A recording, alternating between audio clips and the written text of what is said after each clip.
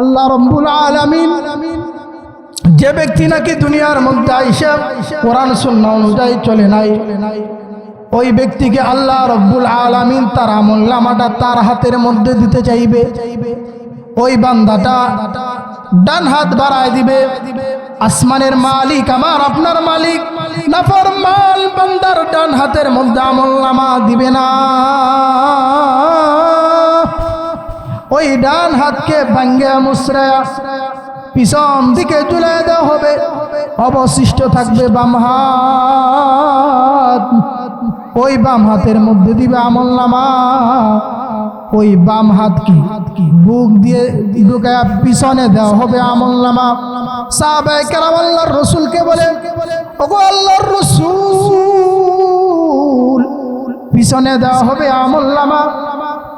ওই বান্দাটা কিভাবে দেখবে? আল্লাহর রাসূল বলে, সাহাবীরা রে, আমার গজবের ফেরেশতারা তার গাঁটটাকে ভাঙ্গায়া মুসরায়া পিছনে ফিরা বলবে, ইকরা কিতাবাক কাফা বিনফসিকা আল-ইয়াওমা আলাইকা হাসিবা। পড়ো তোমার আমলনামা, পড়ো, দেখো তোমার আমলনামা দেখো। ওই দিন বান্দাটা নাফরমান বান্দা তার আমলনামা দেখা বলবে, মালি হাযাল কিতাব, মালি হাযাল কিতাব লা ইউগাদিরু সগীরাতান ওয়ালা কাবীরাতান ইল্লা আহসাহা। হায় আমার আমলনামাটা কেমন! এই আমলনামার মধ্যে দেখি ছোট গুনাহ লেখা, বড় গুনাহ লেখা। হায় আমি রাতের অন্ধকারে না গুনাহ করেছি, যেই গুনার কথা আমার মা জানে না। হায় যেই গুনার কথা আমার আদরের স্ত্রীও জানে না। হায় ওই গুনাহটাও দিয়ে এই আমলনামার মধ্যে আছে। হায় কত ছোট থেকে ছোট গুনাহ করেছি, ওই আমলনামাটাও দিয়ে এই খাতার মধ্যে আছে, এই আমলনামার মধ্যে আছে। হায় কবিরা গুনাহ দিয়ে এই আমলনামার মধ্যে আছে, সগীরা গুনাহ দিয়ে এই আমলনামার মধ্যে আছে। ও দুনিয়ার মুসলমান, দিলের কানটা লাগায় একটু ভাই শোনো রে ভাই, ও মুসলমান,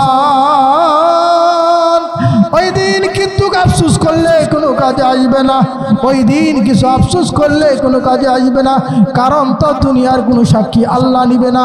এজন্য যদি ওই দিন আফসোস নাই করতে হয়, আল্লাহর জাহান্নাম থেকে মুক্তি যদি পাইবার চাই, জান্নাতের মালিক যদি হইবার চাই, তাহলে আমাদের কি করতে হবে? কি করতে হবে? নেক আমল করতে হবে। আল্লাহ রাব্বুল আলামিন যেই কোরআন দিয়েছে, রাসূলুল্লাহ সাল্লাল্লাহু আলাইহি ওয়াসাল্লামের যে সুন্নাহ রয়েছে, ওই সুন্নাহ, কোরআন এবং সুন্নাহ অনুযায়ী যদি আমি আর আপনি জীবন গড়তে পারি, তাহলে দুনিয়ার মধ্যে শান্তিতে থাকতে পারবো, কবরের মধ্যে শান্তিতে থাকতে পারবো। মরার পরে যেদিন বিচারের দিবস কায়েম হয়ে যাবে, ওই দিন আল্লাহ রাব্বুল আলামিনের বানানো জান্নাতের মধ্যে আমরা প্রবেশ করতে পারবো।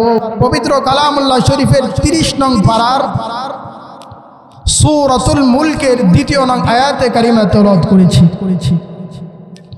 আল্লাহ রাব্বুল আলামিন যদি আমাকে তৌফিক এনায়েত করে, তাহলে এই আয়াতকে সামনে রেখেই বরকতের নিয়তে, আপনাদের কাছ থেকে দোয়া নেওয়ার নিয়তে কিছু কথা বলবো। আল্লাহ রাব্বুল আলামিন যদি আমাকে তৌফিক এনায়েত করে, ওয়ামা তৌফিকি ইল্লা বিল্লাহ।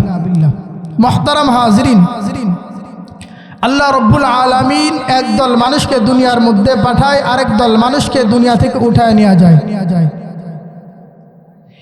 100 বছর আগে যারা দুনিয়ার মধ্যে বসবাস করেছে, তারা কিন্তু বর্তমানে কেউ নাই। আমরা যারা দুনিয়ার মধ্যে বসবাস করতেছি, আবার 100 বছর পরে আমরা কেউ থাকবো না। এই যে একটা উত্থান আর বাথান, কি জন্য আল্লাহ রাব্বুল আলামিন মানুষকে দুনিয়ার মধ্যে পাঠায়, আবার কি কারণে আল্লাহ রাব্বুল আলামিন মানুষকে দুনিয়া থেকে নিয়ে যায়, তা জানার দরকার আছে না নাই? কারণটা কি? আল্লাহ রাব্বুল আলামিন নিজেই বলে, আমি একদল মানুষকে দুনিয়ার মধ্যে পাঠাই, আরেক দল মানুষকে দুনিয়া থেকে উঠাই নিয়ে যায়। ও বান্দা, জানোনি কি কারণ? তুমি জানোনি? কারণ এটাই, এ বান্দা, তোমাকে যে দুনিয়ার মধ্যে পাঠাইছি, দুনিয়ার মধ্যে যা কিছু রয়েছে সকল কিছুর পিছনে একটা মাকসাদ রয়েছে। যেমন আমি এই মাইক্রোফোন দিয়ে আলোচনা করতেছি, তার মাকসাদ রয়েছে।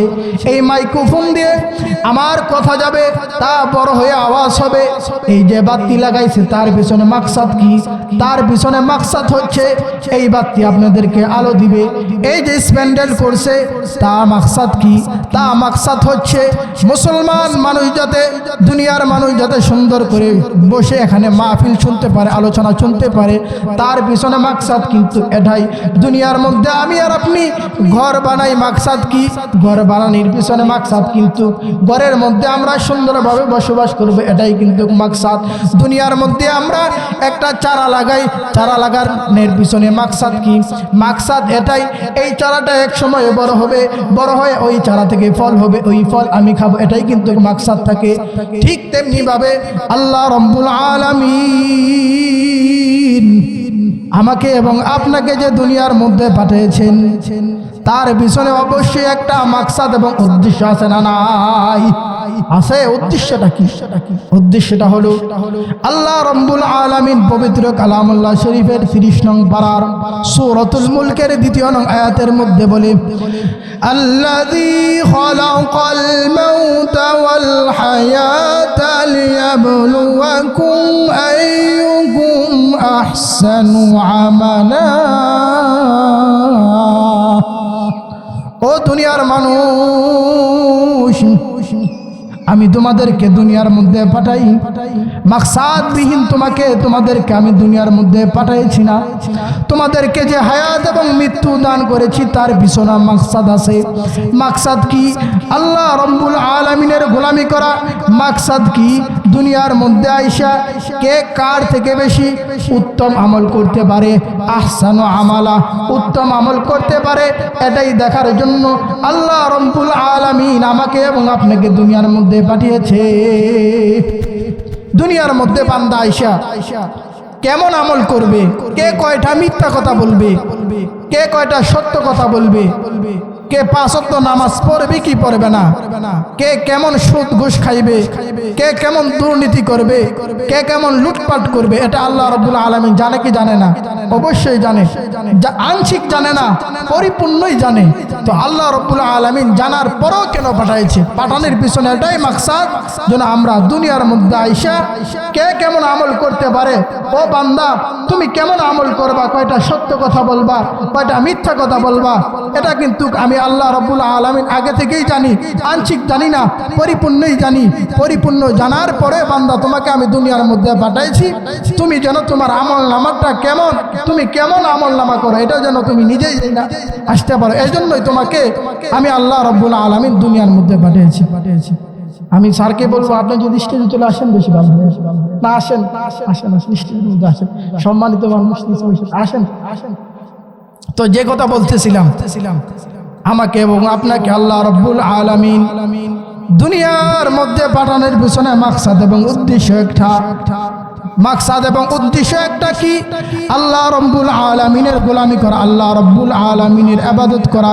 এই কথাই আল্লাহ রাব্বুল আলামিন পবিত্র কালামুল্লাহ শরীফের মধ্যে বলে, ওয়া মা খালাকুতুল জিন্না ওয়াল ইনসা ইল্লা লিয়াবুদুন।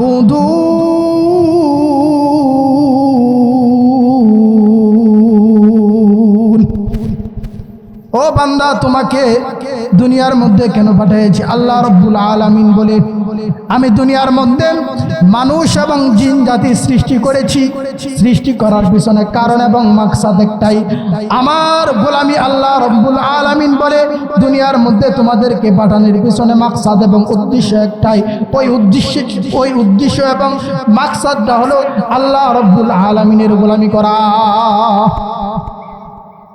তো আমরা যে দুনিয়ার মধ্যে বসবাস করতেছি, তো এক সময় আমরা মৃত্যুবরণ করব।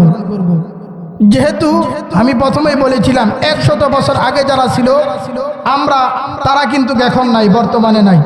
আবার 100 বছর পরে আমরাও থাকবো না। এই যে উথানার পাথান, তো এই যে আমরাও যে মৃত্যুবরণ করব, মৃত্যুবরণ করার পরে যেদিন বিচারের দিবস কায়েম হয়ে যাবে, ওই দিন তো অবশ্যই আল্লাহ রব্বুল আলামিনের কাছে জবাবদিহি হতে হবে আমার এবং আপনার। তো আল্লাহ রব্বুল আলামিন বলে, যেদিন নাকি বিচারের দিবস কায়েম হয়ে যাবে, আল্লাহ রব্বুল আলামিন বান্দাদেরকে ডেকে ডেকে বলবে, বান্দারা, দুনিয়ার মধ্যে তোমাকে 70, 80, 90, 100 বছর হায়াত দিয়া দুনিয়ার মধ্যে পাঠিয়েছি। দুনিয়ার মধ্যে পাঠানোর পিছনে তোমাকে যে পাঠাইছি, তুমি কি আমল করেছো? বান্দাটা মিথ্যার আশ্রয় নিয়ে বলবে, মালিক, দুনিয়ার মধ্যে এক ওয়াক্ত নামাজ কামাই দেই নাই, সত্য বলেছি, সত্য বলেছি। আল্লাহ তোমার যে বিধিবিধান, এই বিধিবিধান পুঙ্খানুপুঙ্খানুভাবে আমল করেছি, হজ করেছি, রোজা রেখেছি, যাকাত দিয়েছি, মিথ্যা বলি নাই, দুর্নীতি করি নাই। আল্লাহ রব্বুল আলামিন বলবে, বান্দারে, তুই মিথ্যুক, তোমার হাতের সাক্ষী আমি আল্লাহ নিব না। আল্লাহ রব্বুল আলামিন বলে, ও বান্দা, দুনিয়ার কোনো আদালতের সাক্ষী আমি আল্লাহ নিব না, দুনিয়ার কোনো মানুষের সাক্ষী আমি আল্লাহ নিব না।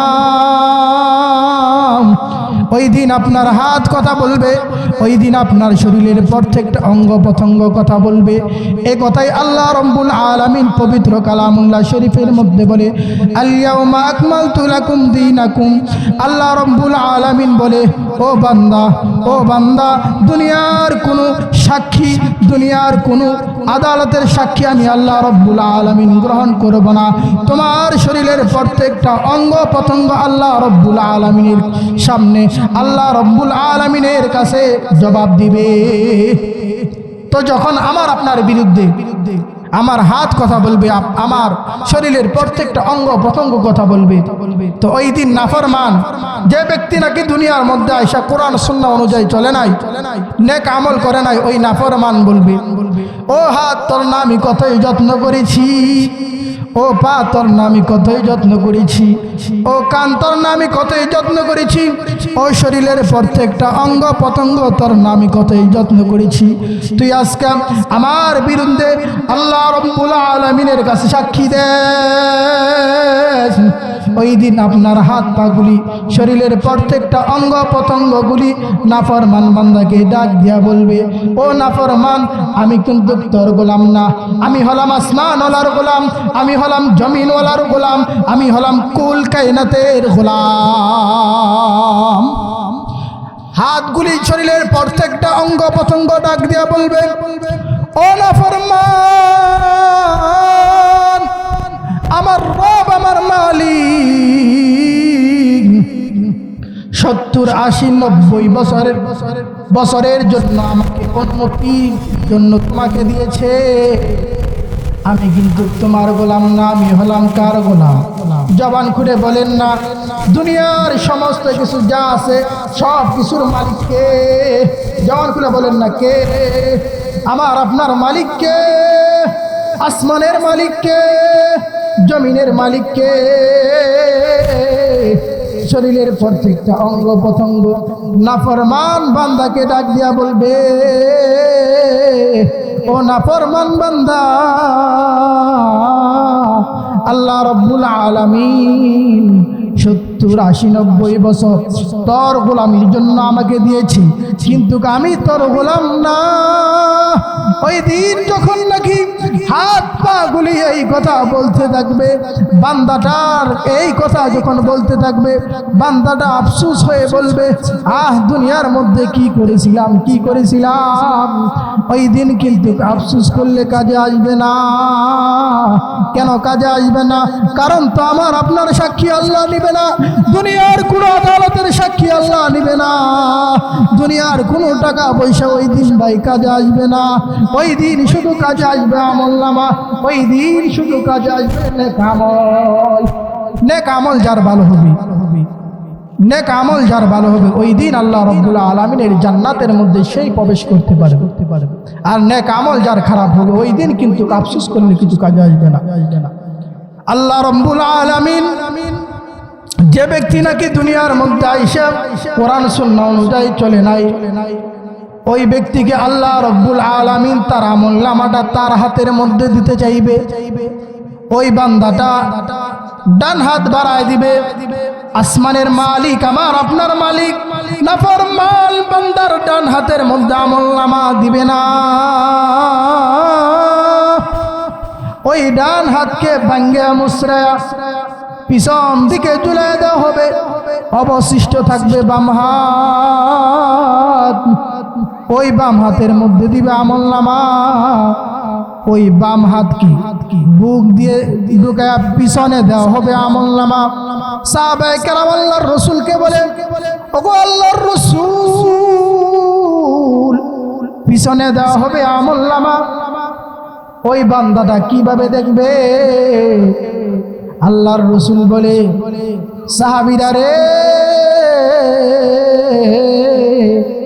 আমার গজবের ফেরেশতারা তার গাটটাকে ভাঙ্গায়া মুসরায়া পিছনে ফিরা বলবে, ইকরা কিতাবাক কাফা বিনফসিকা আল-ইয়াওমা আলাইকা হাসিবা।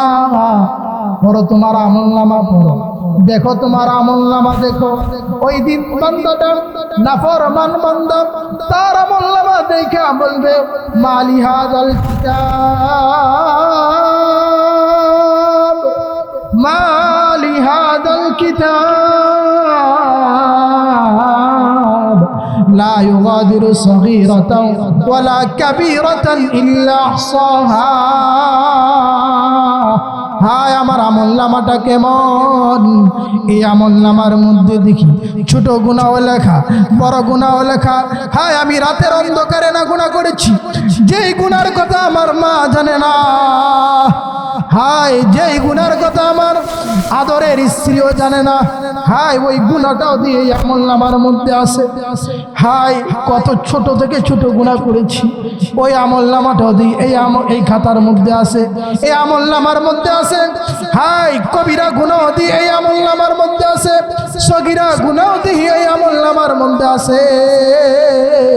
ও দুনিয়ার মুসলমান, দিলের কানটা লাগায় একটু ভাই শোনো রে ভাই। ও মুসলমান, ওই দিন কিন্তু আফসোস করলে কোনো কাজে আসবে না। ওই দিন কিছু আফসোস করলে কোনো কাজে আসবে না, কারণ তো দুনিয়ার কোনো সাক্ষী আল্লাহ নিবে না। এজন্য যদি ওই দিন আফসোস নাই করতে হয়, আল্লাহর জাহান্নাম থেকে মুক্তি যদি পাইবার চাই, জান্নাতের মালিক যদি হইবার চাই, তাহলে আমাদের কি করতে হবে? কি করতে হবে? নেক আমল করতে হবে। আল্লাহ রাব্বুল আলামিন যেই কোরআন দিয়েছে, রাসূলুল্লাহ সাল্লাল্লাহু আলাইহি ওয়াসাল্লামের যে সুন্নাহ রয়েছে, ওই সুন্নাহ কোরআন এবং সুন্নাহ অনুযায়ী যদি আমি আর আপনি জীবন গড়তে পারি, তাহলে দুনিয়ার মধ্যে শান্তিতে থাকতে পারবো, কবরের মধ্যে শান্তিতে থাকতে পারবো। মরার পরে যেদিন বিচারের দিবস কায়েম হয়ে যাবে, ওই দিন আল্লাহ রাব্বুল আলামিনের বানানো জান্নাতের মধ্যে আমরা প্রবেশ করতে পারবো।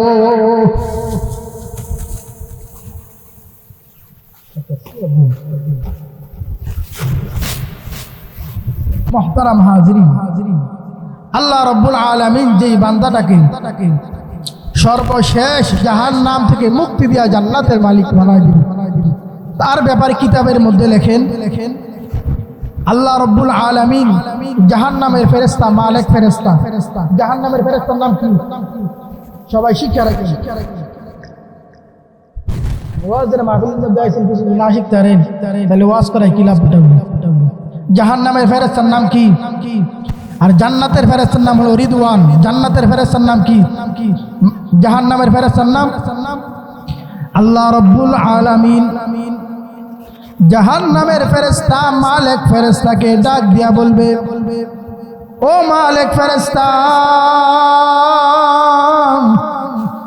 আমি আল্লাহ রাব্বুল আলামিন জাহান্নামের দরজাকে চিরতরে বন্ধ করে দিব, আর কেউ জাহান্নাম থেকে বের হতে পারবে না।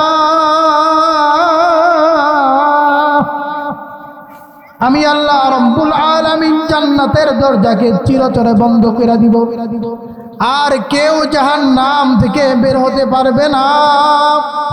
ও মালিক ফেরেশতা, এখনো তাকায়া দেখো না জাহান্নামের মধ্যে বিন্দু পরিমাণ ইমানদার আছে নাকি? সামান্য জাহান্নামের ও মালিক ফেরেশতা তাকায়া দেখো না আল্লাহ রাব্বুল আলামিনের এই আদেশের পরে যা মালিক ফেরেশতা দৌড় দিয়া জাহান্নামের মধ্যে যাইবে। ডাইনে বাদিনে পিছনে সামনে পিছে সব দিকে চতুর্দিকে খুঁজবে। এখনো কোনো সামান্য পরিমাণ ঈমানওয়ালা জাহান্নামের মধ্যে আছে নাকি? মালিক ফেরেশতা চতুর্দিকে তন্ন তন্ন করে খুঁজবে, দেখবে কেউ নাই। তো আল্লাহ রাব্বুল আলামিনের কাছে গিয়ে আবার যাইবে। মালিক ফেরেশতা আল্লাহ রাব্বুল আলামিনকে ডাক দিয়া বলবে, ওগো দয়ার আল্লাহ, নাই জাহান্নামের মধ্যে সামান্য বিন্দু পরিমাণ ঈমানওয়ালা কোনো মানুষ নাই। আল্লাহ রাব্বুল আলামিন মালিক ফেরেশতাকে ডাক দিয়া বলবে, না রে মালিক ফেরেশতা, এখনো তাকায় দেখো জাহান্নামের অমুক কিনারের মধ্যে বিশাল বড় একটা স্তূপ রয়েছে। ওই স্তূপের ভিতরে আমার একজন গোলাম, আমার একজন সামান্য ঈমানওয়ালা ওই সাপ বিচুর স্তূপের ভিতর থেকে আমাকে ইয়া হান্নান বলে ডাকে, আমাকে ইয়া মান্নান বলে ডাকে। এবার মালিক ফেরেশতা জাহান্নামের ফেরেশতা আবার জাহান্নামের ভিতরে দৌড় দিয়া দেখবেন জাহান্নামের এক কর্নারের মধ্যে বিশাল বড় স্তূপ। ওই স্তূপের মধ্যে গিয়া দেখবেন ওই স্তূপটা হলো সাপ বিচ্ছুর স্তূপ। ওই স্তূপের গিয়া দেখবে একজন বান্দা, যেই বান্দাটার শরীরের মধ্যে বিন্দু পরিমাণ গোশত নাই, শুধু হাড়গুলি রয়েছে, জিহ্বাটা অক্ষত অবস্থায় রয়েছে। ওই জিহ্বাটা নাড়ায়া নাড়ায়া আল্লাহকে ডাক দিয়া বলে, ইয়া হান্নান। আল্লাহর একটা সিফাতি নাম হলো ইয়া হান্নান, আল্লাহর একটা সিফাতি নাম হলো ইয়া মান্নান। ওই জাহান্নামের ওই লোকটা ডাক দিয়া বলে, জিহ্বা ওই অক্ষত জিহ্বাটা ডাকে আর বলে, ইয়া হান্নান ইয়া মান্নান। মালিক ফেরেশতা আবার ওই জাহান্নামের ব্যক্তিকে ডাক দিয়া বলবে, ও আল্লাহর গোলাম, তোমার ব্যাপারে আল্লাহ রাব্বুল আলামিন জান্নাতের ফয়সালা দিয়েছে, তোমাকে জাহান্নাম থেকে মুক্তি দিয়েছে। তো এবার যেহেতু লোকটার অবস্থা, লোকটার মধ্যে বিন্দু পরিমাণ গোশত নাই, শুধু হাড়গুলি রয়েছে। এবার লোকটার অবস্থা এমন হবে, লোকটা উঠতেও পারে না, বসতে পারে না, দাঁড়াইতে পারে না। মালিক ফেরেশতা যখন গিয়া বলবে তোমার ব্যাপারে জাহান্নাম থেকে মুক্তির ঘোষণা আসছে, ওই লোকটা এবার হামাগুড়ি দিতে থাকবে। হামাগুড়ি দিতে দিতে দিতে দিতে জান্নাতের গেটের সামনে যাইবে। জান্নাতের গেটের সামনে যখন যাইবে, জান্নাতের যেই দারোয়ান রয়েছে, জান্নাতের দারোয়ানগুলি ডাক দিয়া বলবে, কে গো তুমি, তোমার এমন অবস্থা কেন, কে তুমি, তোমাকে তো আমরা চিনি না। এই লোকটা বলবে, ও জান্নাতের দারোয়ান, জান্নাতের ফেরেশতা, আমার রব, আমার মালিক আমাকে জাহান্নাম থেকে মুক্তি দিয়া জান্নাতের মালিক বানায় দিছে। এবার জান্নাতের ফেরেশতা ডাক দিয়া বলবে, তোমার এই আকৃতি নিয়া জান্নাতের মধ্যে তো প্রবেশ করা যায় না, যাও অমুক জায়গার মধ্যে গিয়া দেখো একটা নদী আছে, ওই নদীটার নাম হলো আবে হায়াত নদী, ওই নদীর মধ্যে গিয়ে একটা ডুব দিয়ে আসো। এবার লোকটা আবার হামাগুড়ি দিতে থাকবে। হামাগুড়ি দিতে দিতে দিতে দিতে যখন ওই আবে হায়াত নদীর সামনে যাইবে, নদীর কাছে গিয়া যখন একটা ডুব দিবে, ডুব দেওয়ার সঙ্গে সঙ্গে 24 বছরের টকবকে যুবক হয়ে যাবে। বলেন না সুবহানাল্লাহ। এবার লোকটা আবার জান্নাতের গেটের সামনে আসবে। জান্নাতের গেটের সামনে আইসা বলবে, যখন জান্নাতের গেটের সামনে আসবে, জান্নাতের ফেরেশতারা তাকে দেখেই বলবে আহলান সাহলান, আসো আসো আসো, তোমার অপেক্ষায় তো আমরা আছি। আরে জান্নাতের হুর গিরিমান তোমার অপেক্ষায় আছে, জান্নাতের বালাখানা, জান্নাতের নাজ নিয়ামত তোমার অপেক্ষায় আছে। আরে তোমার অপেক্ষায় আল্লাহর হাবিব জনাবে মুহাম্মদুর রাসূলুল্লাহ, সকলে বলি সাল্লাল্লাহু আলাইহি ওয়াসাল্লাম, জনাবে মুহাম্মদুর রাসূলুল্লাহ তোমার অপেক্ষায় আছে। যখন এই কথা শুনবে যে আমার অপেক্ষায় আল্লাহর রসুলও আছে, এই লোকটা চমকে যাবে, চমকে গিয়া বলবে কি বলো, আমার অপেক্ষায় রসুল আছে? হ্যাঁ, তোমার অপেক্ষায় রসুল আছে। আরে আমার আপনার রসুল কেমন, আমার আপনার নবী কেমন? সামান্য বিন্দু পরিমাণ ঈমানওয়ালা জাহান্নামে থাকা পর্যন্ত আমার আপনার নবী জান্নাতের মধ্যে যাবে না। আমার আপনার নবী থাকবে বড় পেরেশান।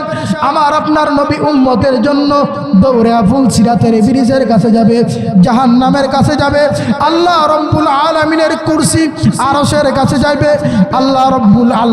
আল্লাহর রাসূল সাল্লাল্লাহু আলাইহি ওয়াসাল্লাম এর নবীটা থাকবে বড় পেরেশান। এখনো কিন্তু কুরাউজার মধ্যে শুয়া শুয়া উম্মতি, দুনিয়ার মধ্যে আল্লাহ রব্বুল আলামিন আদম আলাইহিস সালাতু ওয়াস সালাম থেকে ঈসা নবী পর্যন্ত যত নবী এবং রাসূল দুনিয়ার মধ্যে আল্লাহ রব্বুল আলামিন পাঠিয়েছেন, সকল নবী রাসূল ময়দানে মাহশারে কিন্তু বলবে নাফসি নাফসি, কিন্তু আমার আপনার নবী জনাবে মুহাম্মদুর রাসূলুল্লাহ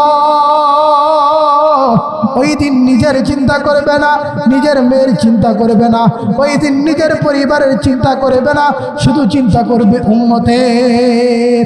তো ওই নবী তার দাম আছে না নাই? ওই নবী তার দাম অনেক বেশি আল্লাহ রাব্বুল আলামিনের কাছে।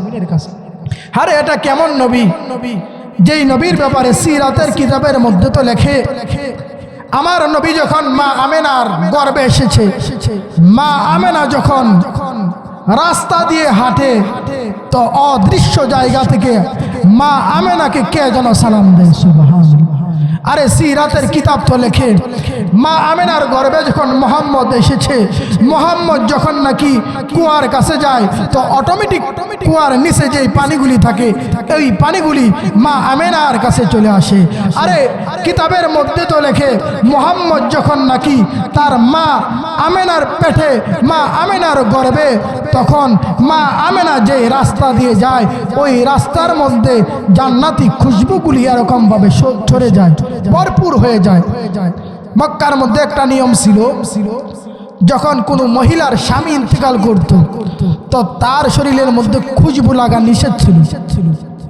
তো আব্দুল্লাহ আল্লাহর রাসূল সাল্লাল্লাহু আলাইহি ওয়াসাল্লামের পিতার যখন ইন্তেকাল হয়েছে তখন আল্লাহর রাসূল সাল্লাল্লাহু আলাইহি ওয়াসাল্লাম যখন মা আমেনার গর্ভে, তখন যেহেতু মা আমেনার পেট শরীর থেকে জান্নাতি খুশবু আসে, তো আল্লাহ মানুষ ওনার দাদার কাছে গিয়ে বিচার দিত যে তোমার ছেলের বিবির কাছ থেকে, তোমার ছেলের স্ত্রীর কাছ থেকে খুশবু আসে, তোমার ছেলের বিবিকে বলবা যেন এই খুশবু না লাগায়, এইগুলি বলতো, তার কাছে বিচার দিত। ওই নবীটার দাম হলো আল্লাহ রাব্বুল আলামিনের কাছে অনেক বেশি। মুহতারাম হাজিরিন, এই জন্য নবীর সুন্নত মানার দরকার আছে না নাই? নবীর সুন্নত মানার দরকার আছে না নাই? নেক আমল করার দরকার আছে না নাই?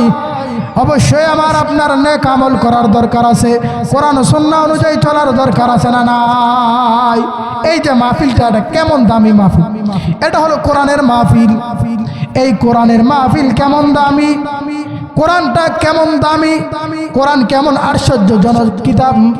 এই কোরআনকে যদি বলা হয় ও কোরআন তোমার নাম কি, তো কোরআন সঙ্গে সঙ্গে বলে দেয়, কোরআন বলে দেয় আমার নাম হলো আল কোরআনুল মাজিদ। যদি কোরআনকে বলা হয় ও কোরআন দুনিয়ার মধ্যে আসার আগে তুমি কোথায় ছিলা, তো কোরআন বলে দেয় ফি লাউহিম মাহফুজ। দুনিয়ার মধ্যে আসার আগে কোরআন কোথায় ছিল? লাউহে মাহফুজের মধ্যে ছিল। এবার যদি কোরআনকে বলা হয় ও কোরআন দুনিয়া দুনিয়ার মধ্যে আসার আগে তুমি লাউহে মাহফুজের মধ্যে ছিলা, বুঝলাম। কোরআন বলো না, ও কোরআন দুনিয়ার মধ্যে আসছো তো কার পক্ষ থেকে আসছো, কার মাধ্যমে আসছো? কোরআন সঙ্গে সঙ্গে বলবে নাযালা বিহি রূহুল আমিন। কোরআনকে কে নিয়ে আসছে? রূহুল আমিন নিয়ে আসছে। এবার যদি কোরআনকে বলা হয় ও কোরআন, কোরআন কোন নবীর উপরে নাজিল হয়েছে? তো কোরআন বলে দেয় নুজ্জিলা আলা মুহাম্মদ। কোরআনকে যদি বলা হয় ও কোরআন আল্লাহ রাব্বুল আলামিনের পক্ষ থেকে নাজিল হয়েছে, জিব্রাইলের মাধ্যমে নাজিল হয়েছে মুহাম্মদ সাল্লাল্লাহু আলাইহি ওয়াসাল্লামের উপরে। কোরআন তুমি বলো না কবে নাজিল হয়েছে, কবে দুনিয়ার মধ্যে আসছো? এবার কোরআন বলে দেয় আগে মাস বলবো না, বছর বলবো। কোরআনকে যদি বলা হয় ও কোরআন আগে তুমি বছর বলো, কোন মাসের মধ্যে কোরআন তুমি দুনিয়ার মধ্যে এসেছো? তো কোরআন বলে দেয় শাহরু রমাদানাল্লাযী উনজিলা ফীহিল কুরআন। কোন মাসের মধ্যে কোরআন আসছে? রমজান মাসের মধ্যে। এবার যদি কোরআনকে বলা হয় ও কোরআন কোন রাত্রিতে এসেছ? কোরআন বলে দেয় ইন্না আনজালনাহু ফি লাইলাতিল কদর। কোন রাত্রিতে? লাইলাতুল কদরের রাত্রিতে। এবার যদি কোরআনকে বলা হয় ও কোরআন মুহাম্মদ সাল্লাল্লাহু আলাইহি ওয়াসাল্লামের উপরে নাজিল হয়েছে, রমজান মাসের মধ্যে নাজিল হয়েছে, শাহরু রমাদান রমজান মাসের মধ্যে নাজিল হয়েছে, কদরের রাত্রিতে দুনিয়ার মধ্যে আগমন হয়েছে। ও কোরআন বলো না, ও কোরআন বলো না দুনিয়ার মধ্যে আসার পিছনে তোমার মাকসুদ কি, দুনিয়ার মধ্যে আসার পিছনে তোমার উদ্দেশ্য কি? তো কোরআন বলে দেয় হুদাল লিল মুত্তাকিন। কাদের জন্য? মুত্তাকিনদের জন্য। কোরআন বলে দেয় হুদাল লিল আলামিন। কাদের জন্য? যারা নাকি মুত্তাকি, যারা নাকি ইমানদার। আমার আপনার জন্য এই কোরআন এসেছে দুনিয়ার মধ্যে। কেন এসেছে? যেন আমরা কোরআন মোতাবেক জীবন করতে পারি, যেন আমরা রাসূলুল্লাহ সাল্লাল্লাহু আলাইহি ওয়াসাল্লামের সুন্নাহ অনুযায়ী জীবন করতে পারি, যেন আমরা নেক আমল কইরা যাইতে পারি। এই জন্যই কোরআন আল্লাহ রাব্বুল আলামিন আমাদেরকে দুনিয়ার মধ্যে দান করেছে। যেহেতু আল্লাহ রাব্বুল আলামিন আমাদেরকে কোরআন দিয়েছে যেন আমরা কোরআন অনুযায়ী চলতে পারি, যেহেতু আল্লাহ রাব্বুল আলামিন আমাদেরকে দুনিয়ার মধ্যে পাঠিয়েছে আল্লাহ রাব্বুল আলামিনের নেক আমল করার জন্য, এই জন্য আমি এমন তিনটা নেক আমলের কথা বলবো, যেই নেক আমলের ব্যাপারে জনাবে মুহাম্মদুর রাসূলুল্লাহ সাল্লাল্লাহু আলাইহি ওয়াসাল্লাম বলে যে এমন তিন প্রকারের নেক আমল রয়েছে, যেই নেক আমল কোনো বান্দা যদি করে তাহলে আল্লাহ রাব্বুল আলামিন খুশি হয়, রাজি হয় এবং ফেরেশতাদেরকে সাক্ষী রেখে বলে ফেরেশতারা তোমরা সাক্ষী থাকো আমি আল্লাহ রাব্বুল আলামিন আমার ওই বান্দাটাকে মাফ করে দিয়েছি, ক্ষমা করে দিয়েছি। তার মধ্যে এক নম্বরে নেক আমল।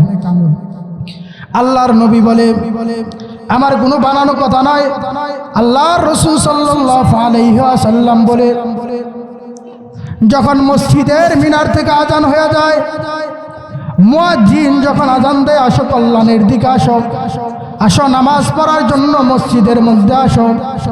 এই আজান যখন দেওয়া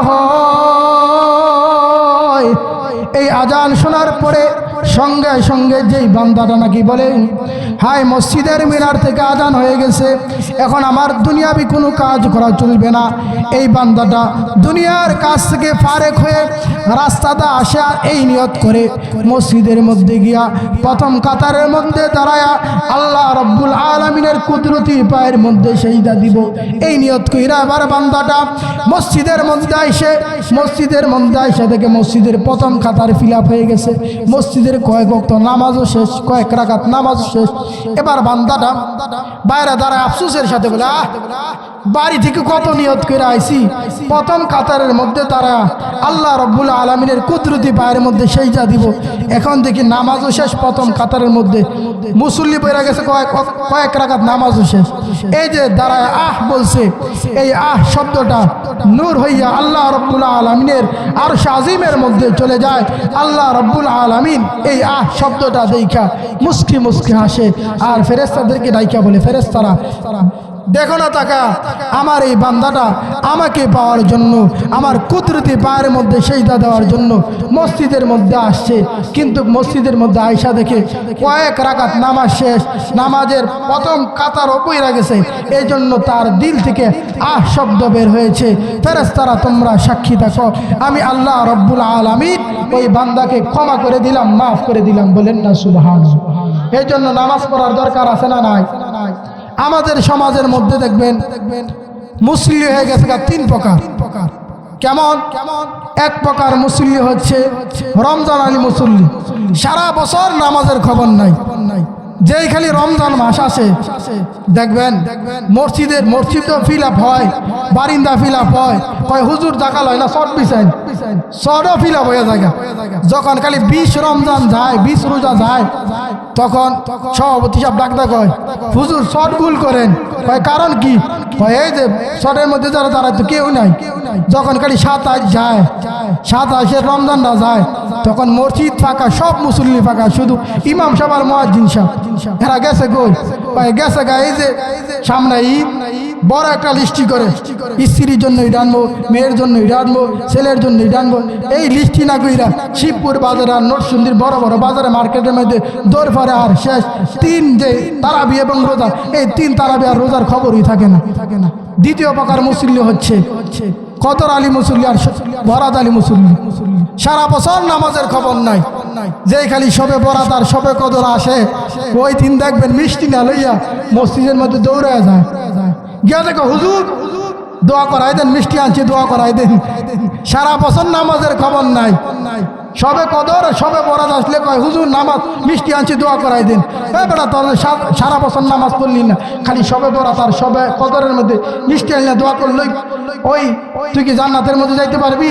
না, সবে বরাতের দিন শুধু মিষ্টি খাওয়া দোয়া করলেই জান্নাতের মধ্যে যাওয়া যাবে না। জান্নাতের মধ্যে যাইতে হলে 5 ওয়াক্ত নামাজ পড়ার দরকার আছে না নাই? 3 নম্বরের মুসল্লি, এটা হচ্ছে অনেক পরিচিত মুসল্লি। কেমন? তাদের নাম হলো শুক্কুর আলী মুসল্লি। অনেক পরিচিত মুসল্লি, তাদেরকে চিনেন নাকি আপনারা? সারা সপ্তাহে দেখবেন নামাজের মধ্যে খবর নাই। যেই খালি শুক্রবার আসে, জুমার দিন আসে, মুয়াজ্জিন যখন আজান দেয় আল্লাহু আকবার আল্লাহু আকবার, যখন নাকি এই আজানটা দেয়, এই বাটপারে কি করে? সারা বছর তো নামাজের খবর নাই, তার বিবির কয় ডাক দেখো বিবি টুপি দে, কারণ সামনের জুমা যে বইরা টুপি কই ফালাইছে এটা জানোই না। বিবির কয় এই বিবি টুপি দে, টুপি একটা মাথা দিয়ে দৌড় ফেরা মসজিদের মধ্যে যায়। আমরা খতিব সাহেবের বয়ান শেষ, খুতবা শেষ, মসজিদের মধ্যে যায় সবার লাস্টে, বাইরে জায়গা সবার ফার্স্টে। যখন বার হয়ে জায়গা দৌড় ফেরা বার হয়, সালাম এখান থেকে দৌড় ফেরা বার হইয়া পরে দৌড় যে দেয়, জুতা যে কারো জুতা নেই, সামনে গেউসটাকে যখন ফেরে জায়গা পরে তার খবর হয় সারা বছর সবসময় নামাজ পড়ে উষ্টাকে পড়ি না, আজকে করে পড়ছি রে। পায়ের দিকে তাকায় দেখে এক পায়ের জুতা এক প্রকার, আরেক পায়ের জুতা আরেকজনের জুতা লইয়ে পড়ছি। এই যে এমন মুসল্লি, এই 3 প্রকারের মুসল্লি সমাজের মধ্যে আছে না নাই? খোদার কসম করে বলতে পারি, যারা নাকি এই 3 প্রকারের মুসল্লি হবে, সবে কদর আলী, বরদ আলী, আরেকটা কি কইছি শুক্কুর আলী, রমজান আলী, এই 3 প্রকারের একটা জোট হলো তালিব আলী। তালিব আলী যারা মুসল্লি হবে, খোদার কসম করে বলতে পারি ওই মুসল্লিগুলি আল্লাহ রব্বুল আলামিনের জান্নাতের মধ্যে সর্বপ্রথম যাইতে পারবে না। এই জন্য 5 ওয়াক্ত নামাজ পড়ার দরকার আছে না নাই? দ্বিতীয় নাম্বার আমল হলো, যেই কথা বলতেছিলাম রাসূলের হাদিস, দ্বিতীয় নাম্বার আমল হলো আল্লাহর নবী সরকারে দু আলম নবী বলে, যাদেরকে আল্লাহ রব্বুল আলামিন যাদেরকে টাকা পয়সা দিয়েছে, যাদের উপরে আল্লাহ রব্বুল আলামিন হজ ফরজ করেছে, তাদের ব্যাপারে আল্লাহর রাসূল সাল্লাল্লাহু আলাইহি ওয়াসাল্লাম বলে, এমনও কিছু মানুষ রয়েছে যেই মানুষগুলি পাগল পারা হইয়া দুইটায় হারামের কাপড় পইরা লাব্বাইক আল্লাহুম্মা লাব্বাইক এই তালবিয়া দিয়া বাইতুল্লাহ শরীফ তওয়াফ করে আর কান্না করে আর আল্লাহ রাব্বুল আলামিনকে ডেকে ডেকে বলে, ওগো আল্লাহ,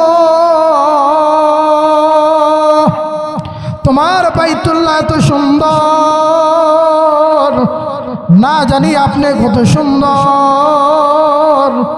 ও দয়ার মালিক, আপনার বাইতুল্লাহ এত সুন্দর, না জানি আপনার রাসূল কত সুন্দর। এরকম ভাবে কান্না করে আর বলে, ও দয়ার মালিক, আপনার কাছে টাকা চাই না, ধন দৌলত চাই না, বাড়ি গাড়ি চাই না, শুধু আপনার কাছে ক্ষমা চাই। ও দয়ার মালিক, শুধু আপনার কাছে মাপ চাই। তখন আল্লাহ রাব্বুল আলামিন ফেরেশতাদেরকে ডাক দিয়া বলে, ফেরেশতারা তাকায় দেখো না, এই বান্দাটা সুদূর বাংলাদেশ থেকে মক্কা মদিনার মধ্যে আসছে উমরা করার জন্য, হজ করার জন্য, বাইতুল্লাহ তওয়াফ করে। আর আমি আল্লাহকে ডাক দিয়া বলে, ও দয়ার মালিক, আল্লাহ মাফ করে দাও। ও ফেরেশতারা, তোমরা সাক্ষী থাকো, আমি আল্লাহ রাব্বুল আলামিন ওই বান্দাকে মাফ করে দিলাম, মৃত্যুর পরে আমার বানানো চিরস্থায়ী জান্নাতের মালিক বানাই দিব। 3 নম্বরের আমল, আল্লাহর নবী সরকারে দু আলম নবী বলে, এমনও কিছু ঘর রয়েছে যেই ঘরের মধ্যে টেলিভিশন নাই। বর্তমান সমাজের মধ্যে ঘরে ঘরে টেলিভিশন। আল্লাহর রাসূল বলে, এমনও কিছু ঘর রয়েছে যেই ঘরের মধ্যে সুদ ঘুষ নাই। বর্তমান সমাজের মধ্যে দেখবেন সুদ ঘুষে ভরা। এমনও কিছু ঘর রয়েছে যেই ঘরের মধ্যে দুর্নীতি নাই।